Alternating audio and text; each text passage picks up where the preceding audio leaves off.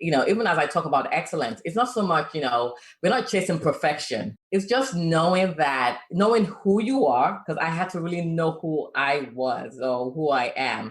And then just determining that while you're on this planet, in this short period of time that we're here, I'm going to do my best to show up as the best version of me daily, and just, give that energy daily. Welcome to Business with Purpose. I'm your host, Molly Stillman of Still Being Molly, and the show is all about bringing you the stories behind the brands, companies, and small businesses that are changing the world. Each week, I interview an entrepreneur, CEO, nonprofit director, community leader, or just an incredible person who is trying to make a positive impact, not only through their personal life, but also with their career. My goal is to show you that no matter what you do for a living, you can make an impact wherever you are. My guest this week is Yinka Adegbenle. She is a former financial services professional turned author, excellence strategist, and excellence coach. And she's also a mother of 3. Her goal and life's purpose are to equip leaders with transformational habits and systems of excellence. Yinka has spent years gaining mastery on habits and systems of excellence that continue to yield outstanding results for her and her business. She now teaches these systems and habits to her clients and various organizations, and she has recently released a book called Joab, King David's Top General, that is all about leadership, personal development, and character building.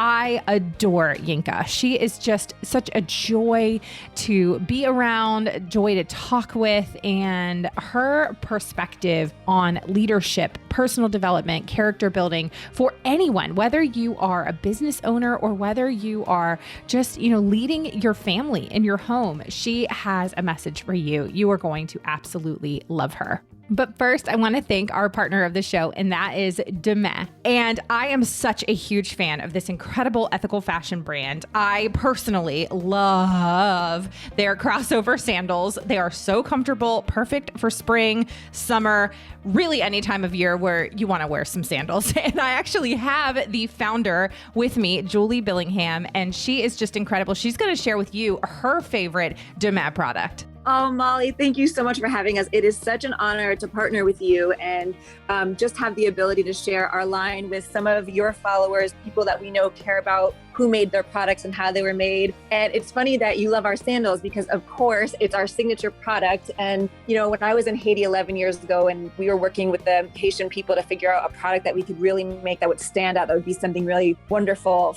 for the global community, combining genuine leather with repurposed tires. That was it. And so my favorite sandal that we make is actually the hand-painted slide. And it's my favorite because we partnered with some artists on the streets of Haiti, Emmanuel and his team, and they literally hand paint a piece of leather, a gorgeous piece of leather, and it's strapped onto a genuine leather upper and then a tire sole bottom. To me, it's just the most perfect footwear you could own. So that's my favorite product.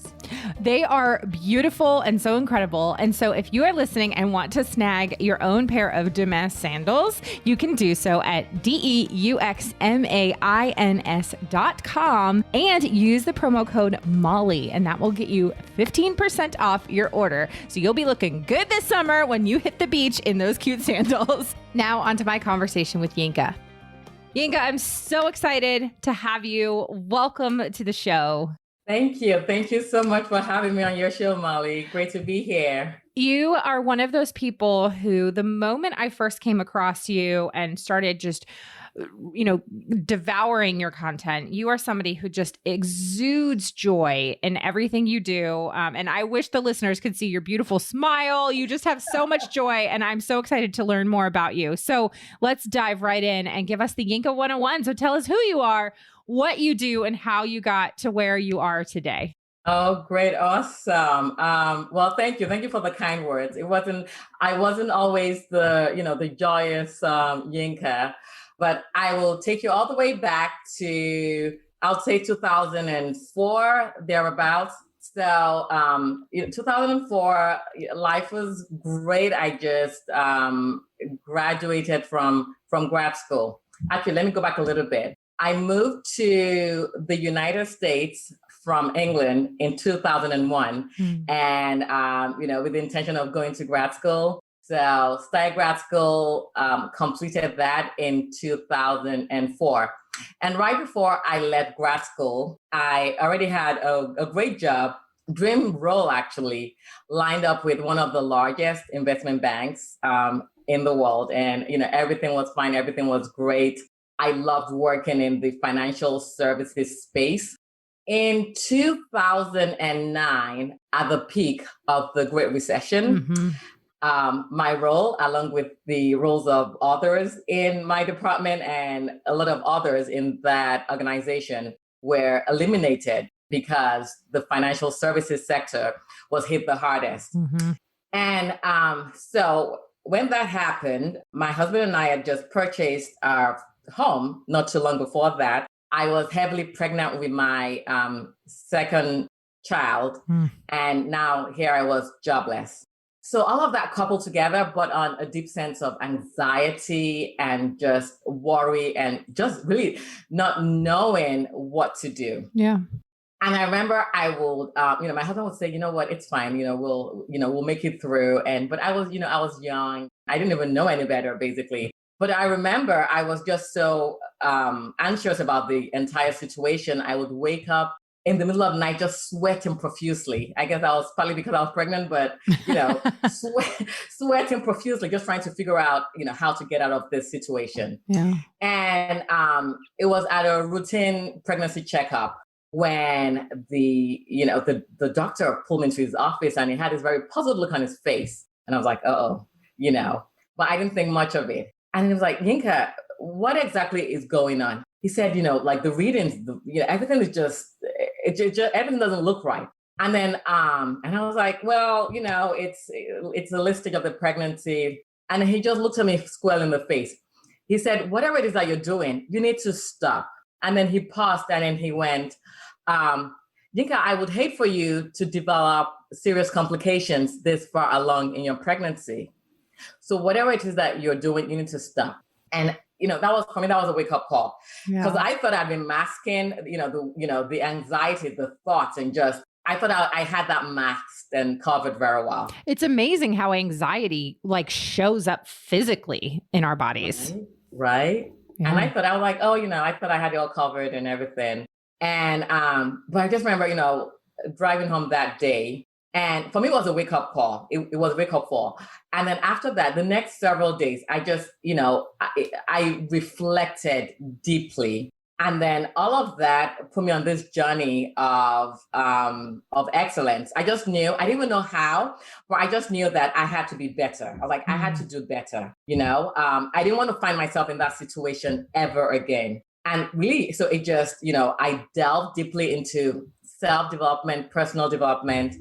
And it was on that journey that I discovered, living a life of excellence, the principles of excellence, the disciplines, the habits of excellence. So as I learned all of that and I apply that to my life, I think it was finances that I started off with first. And then, I would share with my husband, and I saw the results. And then I knew I was onto something. And then I applied those same principles to, the other parts of my life. And it was during that journey that, I found my calling, that I got clarity in life. And it's just done, my journey of excellence, I found my company as well, has done wonders for me. I've been able to apply, those same principles, life of clients and businesses. And that's what brought me to this very point. I love how you just talked about how that just really low, difficult point for you in so many ways just brought clarity to what you were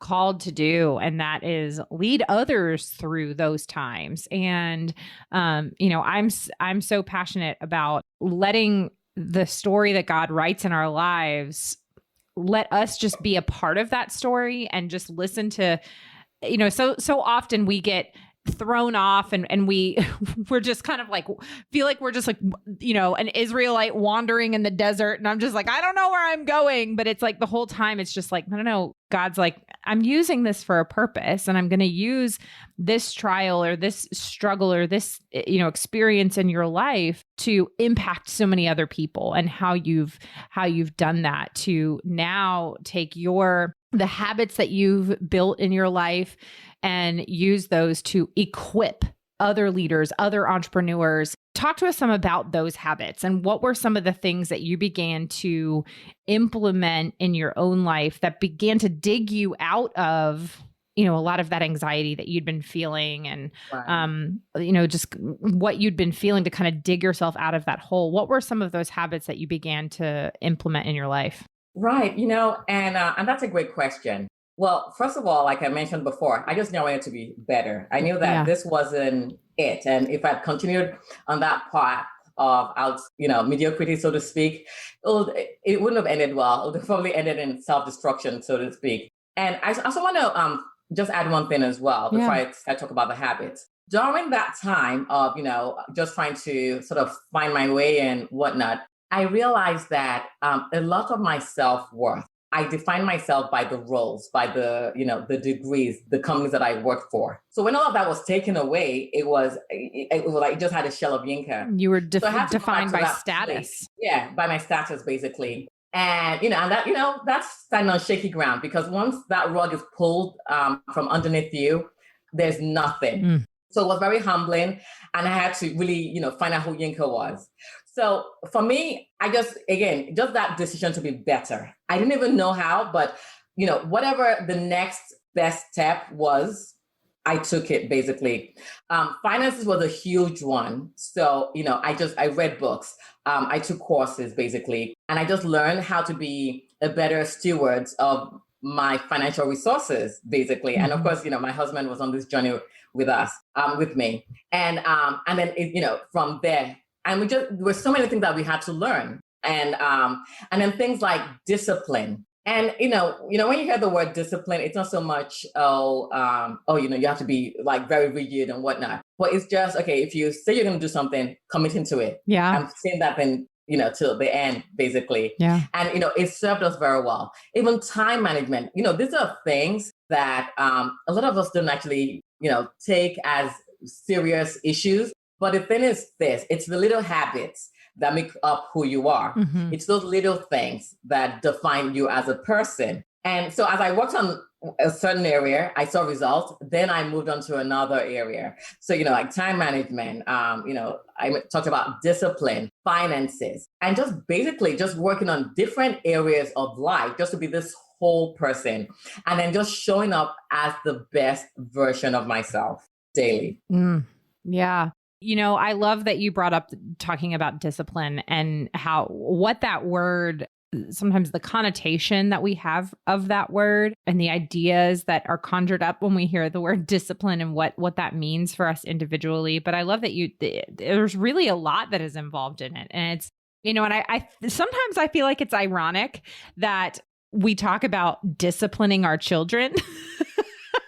And then also creating a self-discipline and just the multitude of meanings that can be involved in that. What was one of the harder disciplines for you to implement in your own journey? In all honesty, I would say it was time. It was, the time. Yeah. The time management part of it for me, was a tough one. Just because I guess I, just lived that life of just, not being cognizant of managing my time well. Yeah. So that was a huge one. Out of all of the different areas that I worked on, that was a huge one. Sometimes I still struggle. So I have systems in place to help me. Yeah. Just because, and then for me, what drives me as a person of excellence, as an excellent strategist is just showing up as a better version of myself. I'm in no competition with anyone. It's just me. It's just knowing that, okay, something, this is what you're capable of. You can do better than that. And just, showing up and then just, if I missed it yesterday, just showing up knowing that, okay, tomorrow I'll do better, basically. Yeah. So time management was a huge one. But, overall, even as I talk about excellence, it's not so much, we're not chasing perfection. It's just knowing who you are, because I had to really know who I was or who I am. And then just determining that while you're on this planet, in this short period of time that we're here, I'm going to do my best to show up as the best version of me daily. And just, give that energy daily. That's such a beautiful perspective to have. And, has such a sight of the long view in mind, and understanding that, not every day is going to be easy, but when we make a conscious choice to wake up every single day and find ways to be good stewards of our time, be good stewards of our resources, and find ways to serve others, what kind of impact not only that has on the people around us, but also on us. On us and what that does for us.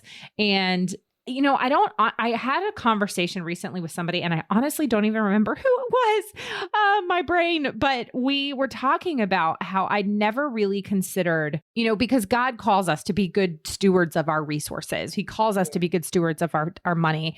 He calls us to be good stewards of what we have been physically given. But I had never really considered the idea of being a good steward of my time. And I don't know why that had never occurred to me. And I don't think it was really until my husband and I and our family, we started to really be very intentional about taking a Sabbath, and how that wasn't something that we had ever really done. And we hadn't ever really, implemented a Sabbath routine into our life, and how it's made us so much more conscious of our time and how we spend our time. And, it's just given me a different perspective on being a good steward of our time. And that involves both in when you show up to work and when you're being a good steward of the time that you've been given to work, and also the time to rest and the time to enjoy life. And we weren't created to this hustle culture, man. Oh, I could get on a soapbox. Yinka. Yep, you have to be intentional about that. Yes. About taking out the time to rest. Yes. And, one of the things that I do, I go on thinking retreats. It's a retreat where literally I just unplug from everything. I just go by myself. I just started this not too long ago. A couple of days, it's all quiet, and where I just go to recalibrate, to recharge. Because just like you rightly said, Molly, we just can't keep going. I mean, even machines need to rest. Yes. Even machines need to rest. Even your computer is like, please, for the love, turn me off. I'm overheating. I need to be restarted. And, really just being intentional about managing the time well. Yeah. And even if it's just something as simple as, okay, like for me, my Sabbath, it's Sundays, basically. So even, we're all busy people, particularly if you have kids and, you're doing, but you just have to be intentional. So I try very hard not to do too much on Sunday. Sunday's just, church, or just rest, just get that rest in. Yeah. Because it's going to be very hard for you to show up as the best version of yourself. If, like you said, you're hustling all the time, you're running and ripping all the time. That's just a recipe for disaster. In no time, you might end up breaking down eventually, but rest is so essential. And ever since I started this retreats where I just go for a couple of days, I mean, phenomenal. I come back as a new person, as a new wife, a new mom. Yes. Even the kids see the difference because you're well rested. Yeah, it's key. I'm going to take a quick break from my chat with Yinka to thank another partner of the show, and that is Mama Suds. Are you ready to ditch bleach forever, but you can't find a bleach alternative that actually works? Well, you have to try the Extra Strength Oxygen Powder by Mama Suds. It launched back in July. I've been using it all summer, and it is legit, friend. It's so legit. Let me tell you, we get dirty here on the farm, okay? We put our, we are out in the garden. We're out playing with the chickens. We've got all the animals. It is also North Carolina in the summertime, and it's hot. And so our clothes get sweaty and smelly and dirty. And I use this Extra Strength Oxygen Powder in every single load. I put some in the tub in there in my washer. I use my normal detergent as I normally would. And my clothes come out so clean, smelling amazing. It is incredible. And because Michelle Smith, the head mama at Mama Suds, is a genius, there are multiple uses for the product. So not only is it a laundry booster and a stain remover, but it is also a great scouring agent on any non-porous surface. So you can use the coupon code MOLLY and get an extra 15% off at mamasuds.com. Now back to my chat with Yinka. Well, you have taken a lot of what you've learned and the things that you've implemented and the things that you have now taken as you are leading others and, in your business. And you just released a book. Congratulations, by the way, on releasing your book, baby. And it's called Joab, King David's Top General. And it's all about leadership and personal development and character building. And for somebody who is maybe, not involved in the church, doesn't know about this kind of thing, talk to us first before you talk to us about the book. Tell us about Joab. Who was Joab and why write a book about him? You know what? Joab has to be one of my favorite leaders of all time, of all time. It's so funny. I just put this up the other day. I said, once I get to the other side of eternity, I will go look for Joab. And then we're just going to sit down and have this long discussion about why he did a lot of the things that he did. Yeah. I daydream about that a lot. Joab was a leader. He was a very powerful leader. He rose from nothing, and then he became a very, very well-accomplished leader. He was skilled. He was talented. He knew that he was skilled. And, he was second in command to King David, the popular King David. But, in his life story, I wrote about Joab. In his life story, you see why even though he was killed and on the public front, he was a success. He checked up all the boxes. But as the story of his life unraveled, you start to see why personal development is key. Mm-hmm. Because when you fail to take care of you in private, irrespective of high you rise, what you didn't do in private will eventually spill over to the public. And then you see that in the life of this, phenomenal leader who in his 40-year tenure, he was undefeated. Mm. But there's so many lessons, the lessons are laid out in my book. There's so many lessons from his life story that I was like, man, I need to write a book about this guy. Like I'll read it and I'll read it again. I'm like, I need to share this with someone. I need to share this with the world. So tell us, because I actually just got through, I'm actually in the book of 2 Kings right now in my Bible reading. And, so I'm a little bit past the death of King David. But, when people ask, what's one of your favorite stories in the Bible, or who's like a favorite person? Like Joab is not ever really one of the people that comes to mind for me first, but I love that perspective on him. And so I'd love for you to just kind of share, what are some of the things that really inspired you about him and the things that you've learned that you were just like, this needs to be a leadership book. Right. Well, so I'll start off with it. The story of Joab is in no chronological order in the Bible, as you well know. So I had to do a lot of research and I had to put the pieces of the puzzle together to tell his life story. And you find, I guess I could, he was almost like an outlier. So basically he was from a different country. And then you saw him struggling to carve out a name for himself. He was surrounded by, David and his brothers who worked in the king's army. Mm-hmm. They were all very accomplished.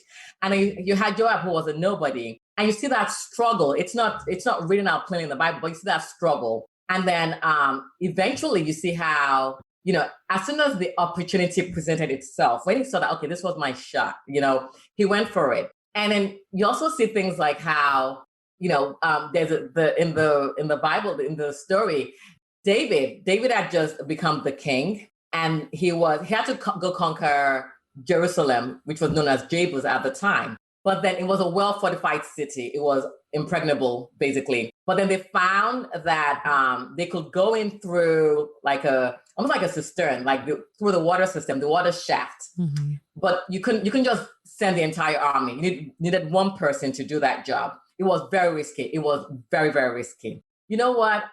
Joab, who was a nobody, he was just one of the men that followed David. When he saw it was like, this is my chance. And he just went for it. He went for it.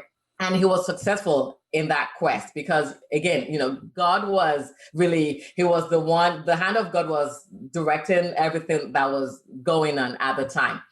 Things like that. You saw how there was a time when he was in battle and, oh my goodness, he was, he had enemy forces on all sides. but he still gave it its best. And then you see time and time again, he wasn't perfect, but then he just went out and did what he knew to do best. What he knew to do best was fight. What he knew to do best was protect the kingdom. Yeah. And he did that very well. And then his loyalty to, he had a very complex relationship with his boss, King David. But his loyalty to David, I'll tell you, I would say this just from the research that I did. I don't know. I don't know if we would actually even be talking about King David today, if not for Joab. Just because even the king knew, David as a person, as a leader he knew that he had someone who wasn't perfect, but he knew that this guy got the job done. And then you saw again and again, even, that popular story with Bathsheba, where David stayed back. David, just because of the history, the experience, the track record of Joab, because he was so good at what he did, David just sent him off to go fight a huge battle, just because he knew that Joab would deliver. So it was things like that. I bring out the lessons from all of that, and then of course I touch on his flaws as well. My editor said, "Oh my God, Yinka, this guy had flaws of biblical proportions." But aren't we all flawed though? We all have flaws. Oh, absolutely. Yes, we are flawed, but we can still go out and do great things, still make an impact, still be part of history, which is why, I wrote about Joab. I love it. What has been one of your goals in, obviously this is something that you're really passionate about, that you've learned a lot from. What has been one of your goals in writing this book, and what do you hope it does for the person who picks it up and reads it? Gosh, I guess the biggest takeaway is this, as leaders, because, I work with a lot of leaders, entrepreneurs and things like that. Entrepreneurs, leaders, people of influence. Leadership is weighty. In Joab's story, we see that leadership is weighty. Why? Because it comes with huge influence and a couple of other things as well. As a leader, you need to do the work so you have the right character traits to bear the weightiness of leadership, to be a great leader. If you do not do the required work, if you're not growing as a person, if you don't have, the right core values, the leadership and everything else that comes with it will eventually crush you as a person. So you see that. So in Joab's story, you see that. You see in the different lessons, which I highlight at the end of each chapter. You're able to take those lessons, those universal principles and lessons, and apply them to yourself as, a person of influence, as a leader. Even if you're a mom, you're still a leader. You're influencing kids. If you're a homemaker, you're influencing kids, Yes. And so you can apply those lessons so, you don't make the same kind of mistakes and make the same kind of decisions that Joab did. Well, the book is just one that I know is going to impact so many people. And just the work that you're doing in your coaching and your writing and your speaking, you just have such a powerful force about you, and the way that you are using, your experience, your expertise. And I think the other thing that I really loved about you too is how you are teaching and coaching and walking alongside other people in teaching them how to do things that you yourself have done. And so often, you might see somebody who's like, I put like air quote, like a speaker or like a coach or like people like that don't do the things that they themselves like teach others. Do you know what I mean? Where it's like they're not. I know what you mean. Yeah, and you are. I couldn't, because I would, I would feel like a fraud, basically. But you just like not to use the colloquialism or the cliche of just like you walk the walk, and you are doing the work, and you are influencing and impacting so many people. And I love too just the way you speak about how, if you are in the home and you're raising children, guess what? You're a leader. If you are involved in, your community, guess what? You're a leader. And that's one of the points that I try to make with this podcast is you don't have to be the CEO of some big company. You don't have to be, running a business full time. If you are doing something with your time and you're impacting other people, you are a leader. And that is so key. And I think that you speak to those people so well. And I just think it's incredible. I'm going to have the link to buy Yinka's book on Amazon. It's called Joab, King David's Top General. It's going to be in the show notes for the listeners. You guys can get it there. Also, along with links to Yinka's coaching services. Before we get to the get to know you round, Yinka, tell us what are some of the things that you kind of have on the horizon now that we're in the sort of the second half of 2021? What are you working on? Oh gosh. Well, coaching, just working, just helping my clients, helping them to become better in their individual lives, in their businesses. Well, in the fall, I'm actually going to start the research for my next book. I'm going to start writing that next year. Awesome. So, yeah. So I'm like, it's like, I want to start doing the research right now. I'm just going to wait. It's summertime. I'm busy with the kids and family right now. Yeah. I'm saying that in the fall. But yeah, that's what I have on the horizon. I do have, I just read the book of Ruth for the umpteenth time. It's so good. And I got, so many new revelations and lessons and principles.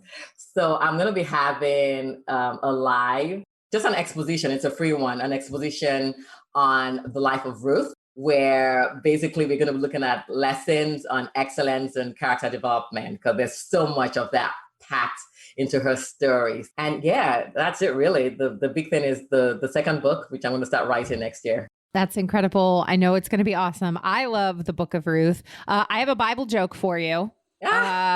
What kind of man was Boaz before he got married?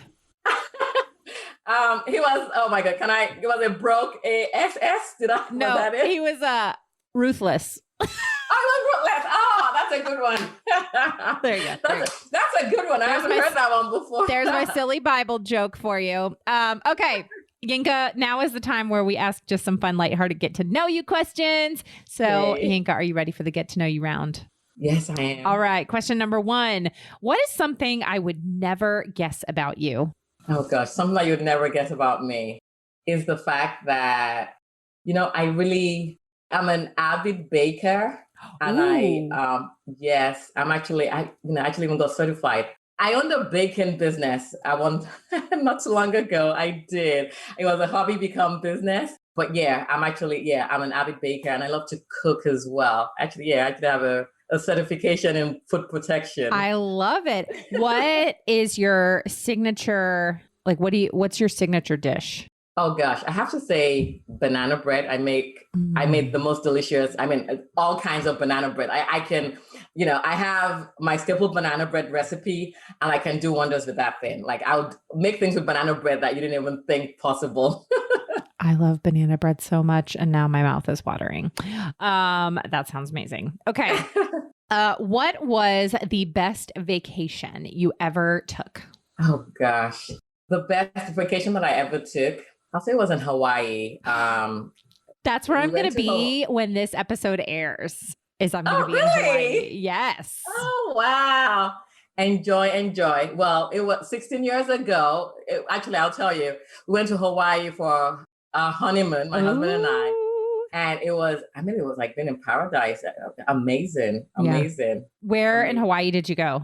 Oahu. Ooh, we are going to be on the island of Maui. But I'm like trying to figure out, I'm like, how can we get over to Oahu? Because I would just love to see it. Because when else am I going to be in Hawaii? So, but that's good. That's good to know that 16 years ago you went and it has stuck with you all these years. Yeah. So yeah, we're planning to go back again soon. You're making me that much more excited. So, all right. If you got stuck in an elevator and you were forced to listen to the same song over and over again, what would it be? Oh my gosh. Molly, your questions. Ooh. Let me see. Just one song. It would just be one song and you'd have to listen to it over and over again. I have to say there's he's a Nigerian artist. I think it's called, the name of the song is Hallelujah. He's not well known. His name is Kenny Corey. Ooh. Kenny Corey. Yeah, it's the song is called Hallelujah, and it has this dance beat to it. It's like a praise song. Yeah, I listen to it all the time when I'm walking, when I'm jogging. I listen to it all the time. So I wouldn't mind listening to that over and over I and over love again. it. That would probably be that'd be a good choice. That'd be a good choice. All right, Yinka, and then my last question is the question I ask all my guests, and that is, what does it mean to you to run a business with purpose? Oh gosh, a business with purpose. What that means to me is knowing that I am making a positive difference in lives, and then the ripple effect as well, the legacy of what I do. I know that I'm not just, when my clients come to me when I'm working with a small business, I'm not just helping them with their bottom line, but just the ripple effect. I know that just because I live a life of excellence, I have seen the results of excellence in my life. I know that once they apply the systems, the habits, the discipline, I know that it stays with them. It's something that stays with them for the rest of their lives, their businesses. It impacts them, it impacts their children, generations to come. So just knowing that, I'm making a difference, not just for now, but for years to come. So good. So good. Yinka, thank you so much for joining me today. This has been just such a pleasure to have you on the show. I cannot wait to pick up my copy of your book, and I cannot wait to read your other book. I mean, you're incredible. So thank you so much for joining me. Thank you. Thank you so much for having me on your show, Molly. Thank you so very much. Friend, I would love to know what you loved about this episode or something that you learned. Find me on social media. I'm at Still Being Molly or at Business with Purpose Podcast on Instagram and Facebook. And don't forget to use that hashtag Business with Purpose Podcast when you're sharing the show with a friend. Thanks so much for listening to this week's episode. If you are a first-time listener of the show, welcome. Be sure to check out the archives for past shows featuring so many incredible entrepreneurs, business owners, community leaders who are changing the world. If you are a regular listener of the show, thank you. Thank you for your support. Thank you for tuning in and week out. Be sure to head on over to Apple Podcasts, Spotify, Google Play, Radio Public, Overcast, Stitcher, basically wherever you get your podcasts. Click that subscribe or follow button. To click that button means you will never miss a new episode of the show. And while you're there, would you take a moment to just leave a review? Would you take a moment to maybe share one of your favorite episodes with a friend? Leaving a review, sharing the show with a friend. It is totally free for you, and it is the biggest help for me in the entire world. You have no idea how much I appreciate it. It just also helps me to know what you're liking and how the show is impacting you. As always, this show is produced by the incredible team at Third Wheel Media. Thank you so much for listening. Now go do something good with purpose, on purpose.